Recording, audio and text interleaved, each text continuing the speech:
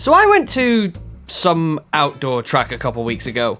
Fantastic result, not so great footage. Pretty much what happened was I qualified P2, stayed P2, and finished P2. I've spent the last 2 weeks with absolutely no idea what to do with 35 minutes of me basically hot lapping by myself, and I'm not going back to that particular track for reasons. So I decided we'll do something different this time. Since someone in my Discord suggested it, I'm going to talk about all my karting gear today, from what I wear while I'm karting to how I actually record my videos, because I thought that would be fun. And I would like to preface this by stating that I am not at all sponsored by any brand I talk about here. Although, if they'd like to sponsor me, I wouldn't say no, because I absolutely adore money. To a racing driver, or in my case, amateur karting enthusiast, a helmet is like your second face. That might explain why I went for a helmet that's as plain as my real face. This is a Zamp RZ59 helmet, and I can already hear you elitists out there cringing at me using the Z word, but I don't care. I love this thing. It looks cool, it fits snug, and it keeps me protected, and honestly, that's all I need while I'm out on the track. Fun fact, this particular helmet actually used to belong to Josh, but when he decided upon the blue Zamp helmet he wears now, he let me buy this one off of him, and I've worn it ever since. I've got 2 visors for this thing, a clear visor and a prism red visor, the latter of which really helps to tie the look together. Maybe I'll sticker it in the future, but for now, well, I'm happy with this one. Much like how a helmet is your second face, your race suit is your second skin. So much so that that's actually what's written on the bag that carries a Sparco suit. I know this because I have one.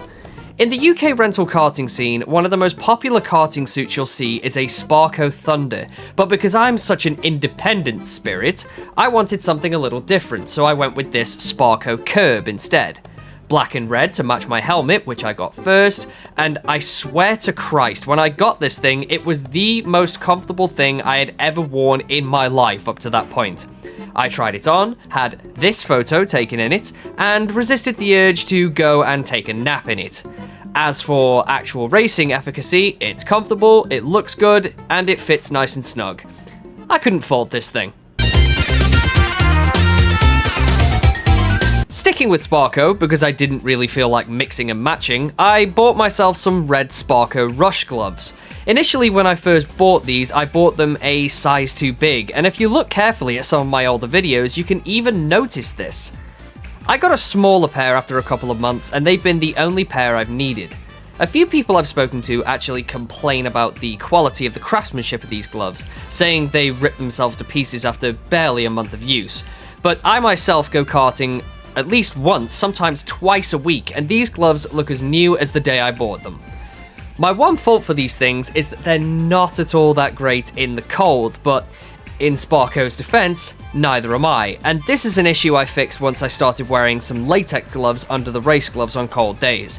This was something someone in my comment section actually suggested, and if I could find that comment, I would thank them personally.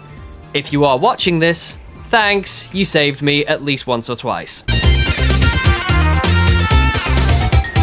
Sparco K-poles. These karting shoes are ridiculously popular, and especially this colour scheme too. While I've only ever seen 2 other people wearing a red and black Sparco Curb, I've lost count of how many people I see wearing red and white K-poles.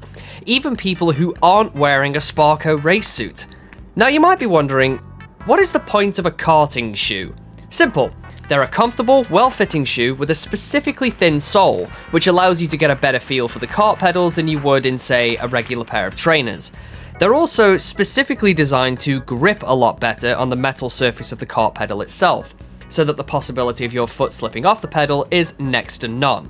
My friend Josh once believed that karting shoes were unnecessary, but he has since changed his tune since he got his Sparco K-poles, and now we can't catch up to him on the track. God damn it, Sparco! Yes, I bought a rib protector for rental karting, and for any Rotax racers wondering why I'd bother doing that, it was very much recommended to me after my little bump at Nottingham. I forget what kind of rib protector this is exactly, but it's a black and red Alpine Stars one, because I had to stick with the colour scheme, even on the parts of me you're not even going to see. This thing is remarkably comfortable, if not a bit sweaty during hotter races, but that's to be expected, yet at the same time, it's absolutely remarkable at absorbing impacts. It's really solid on the exterior, and it's nice to have that assurance that I'm not going to be leaving half a rib at some random hairpin somewhere after a race. You could take a crowbar to the ribs while wearing this thing, and you'd probably not even feel it. But for the interest of your safety, I wouldn't recommend testing that hypothesis yourself.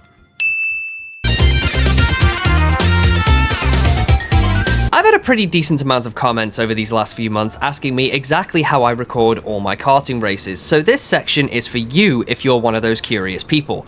My main camera I use in the majority of my races is this, a GoPro Hero 10. I know there are newer ones than this, but frankly, this one does the job well enough. I record in 2.7K at 60 frames per second with the super view and image stabilizations both on, and thanks to how good this camera is, the picture quality is great, and the colors just really seem to pop, you know? The usual way I mount this thing to my helmet is with this, and this is just some cheap chin mount that I got from Amazon. The chin angle is perfect, honestly, because it gives me a fantastic view of the track as well as my arms and legs, which help to capture things like my pedal control, my steering input, or my body language when I'm straight up losing my temper. But every so often, I go to a track that doesn't allow chin mounts for some reason, and that's why I bother to adhere the top mount to my helmet, just in case. Now this one is a particularly new addition to my inventory, which was made necessary by the fact that the National Karting Association has started laying the smackdown on helmet-mounted cameras, presumably because they're dangerous. I personally was under the impression that crashing a go-kart at 60 miles an hour was the dangerous part, but each to their own. This one, however, is called an Insta360 Go 3, and as of the time of recording, this is the smallest action camera on the market. It's about 2 inches big, it weighs about 35 grams, and it's got a magnetic back for you to mount it to things. Despite it being so small, the picture quality is actually really good, as well as the image stabilization. Battery life leaves something to be desired, but for a camera this small recording at 1440p 50 frames per second with image stabilization, 35 straight minutes of footage is not shabby at all. I use it as a visor cam after getting the idea from the Pit Lane Collective by butchering my helmet to stash a magnet into the lining and then patching up the damage with a clean odd sock I found in the tumble dryer. This thing gives me the opportunity to have my usual helmet mounted camera angle at tracks that don't typically allow it, and it's lightweight, so that magnet is enough to hold it through anything. And that's your lot, really. I know this video is a bit unusual because it's not the kind of content I normally do, and I know it's the first video I've uploaded in 3 weeks, but I did intend to have a video about that other track I visited out a couple weeks ago, but the footage was so dry because I started in second. The guy in front of me was too quick for me to catch, and the guys behind me were too slow to catch me. So it was essentially 35 minutes of me just hot lapping.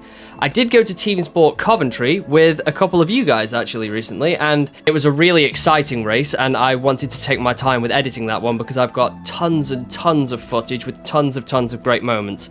So I'll do my best to have that one done. I've also got another Three Sisters race coming up this week, so hopefully I'll get some good footage there because I'm doing the starting and closing stints, so I'll basically be guaranteed to have some on-track action.